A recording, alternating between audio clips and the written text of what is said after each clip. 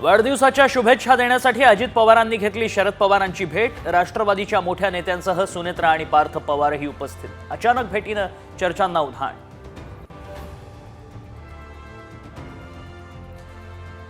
सुप्रिया सुळेंनी अजित पवारांसाठी उघडलं दार। पवारांच्या भेटी दरम्यानचा व्हिडिओनं चर्चांना उधाण।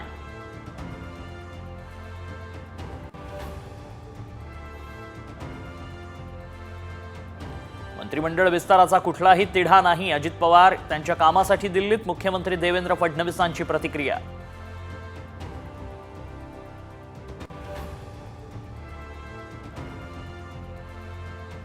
दिल्लीत फडणवीस शाह भेटीत मंत्रिमंडळाचा फॉर्म्युला ठरल्याची सूत्रांची माहिती। भाजपला 20, शिंदे सेनेला 12, अजित पवार गटाकडे 10 मंत्रिपदे येण्याची शक्यता।